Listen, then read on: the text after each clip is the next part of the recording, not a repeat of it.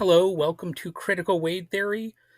Back with another movie review, and today I'm talking about I Came By, a tense British crime thriller from 2022 that mixes political edge, creeping dread, and an unsettling Hugh Bonneville performance. It's probably in defiance of what you think of that actor. And it's written and directed by Babak Anvari. I Came By stars George McKay, Purcell Ascot, Kelly MacDonald, and yes, Hugh Bonneville, but not in the way you're used to. So, Toby, played by George McKay, is a graffiti artist with a mission. He breaks into the homes of London's elite to tag his message, I came by, a sort of mocking bit of graffiti against these, you know, rich people. And it's part political protest, part personal crusade, and he usually has an ally in his little missions, but there are some things that complicate that relationship. Toby targets retired Judge Sir Hector Blake, played by Bonneville, and he finds something in the basement that's not just illegal, it's horrifying. From there, the story shifts between Toby, his mom Lizzie, and his pal Jay, and there are themes of privilege, power, and the slippery nature of justice throughout the story. And a little bit about the cast. You have, like I said, George McKay, who brings the restless energy that we saw in the film 1917. For some reason, I wanted to say 2017, but no, 1917. And Purcell Ascot plays Jay, who is a fellow graffiti artist who's torn between loyalty to Toby and the demands of his new family life because he has a child on the way.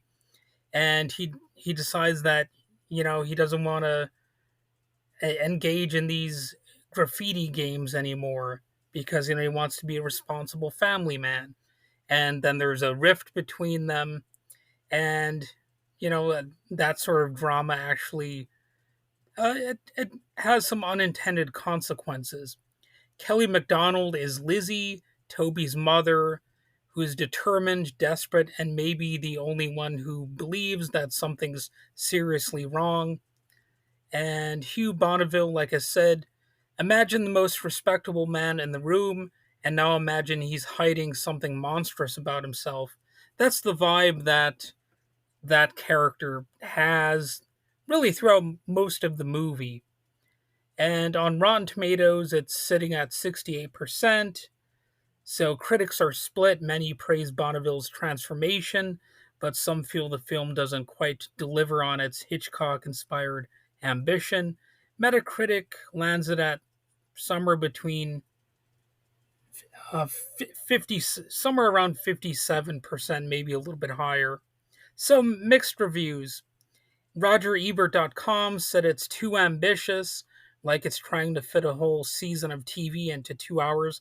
I kind of disagree with that critique. I didn't think it was really that, I don't know, overly complex of a story. I found it pretty easy to follow.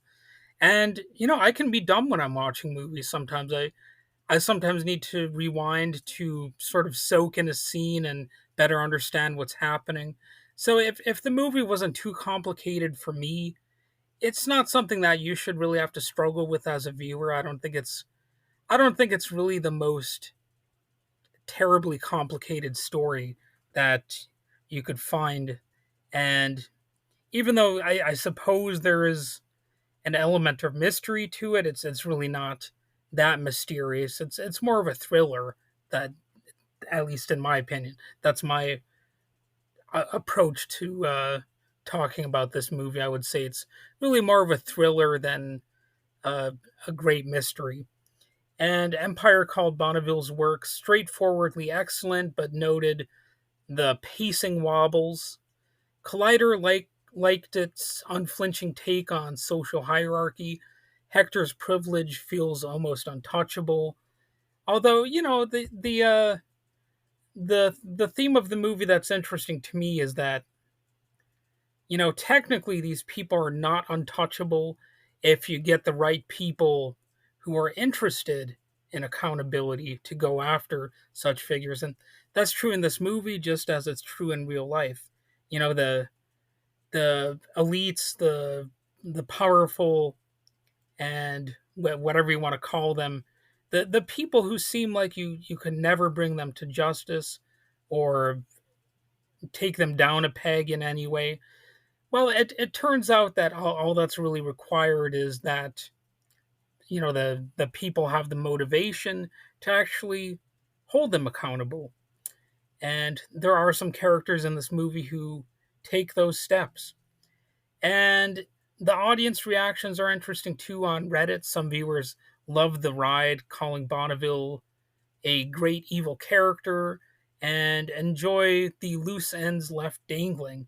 Others, they want more closure, finding the ending abrupt, maybe even frustrating. Basically, it's one of those films where the conversation after might be just as interesting as the film itself.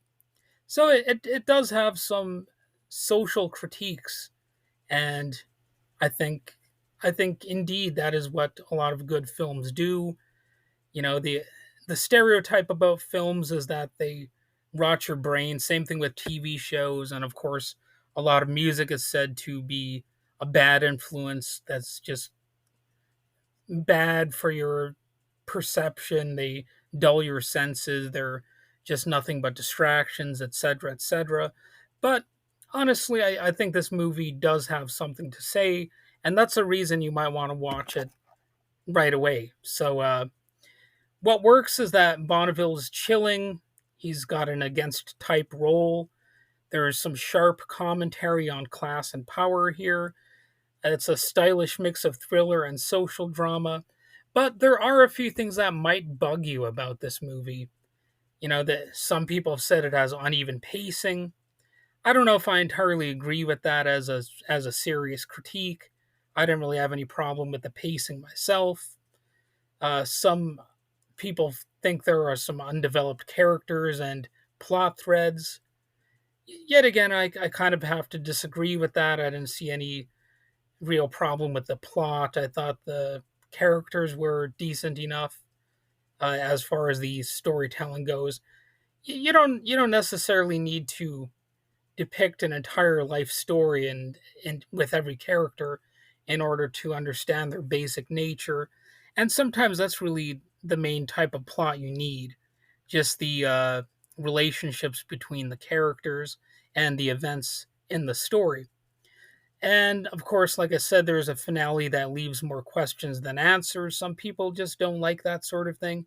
They want all the ends to be tied up in a nice little ribbon or bow at the end.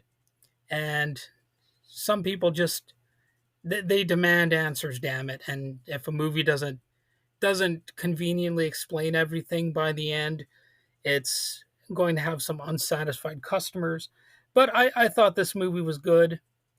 Not to say that it's a masterpiece or that I'll even necessarily revisit this one, but I could see rewatching it at some point.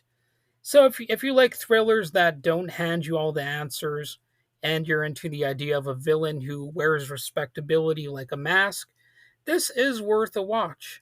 Just be ready for a few narrative bumps along the way, and that's pretty standard. There are probably a few plot holes here and there that a person could point out.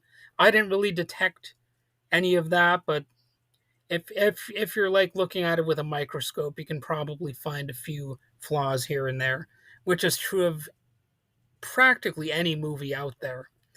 Anyway, that's I Came By, streaming on Netflix now. You can see it there, and yeah, that's about all I got to say. Have a good day.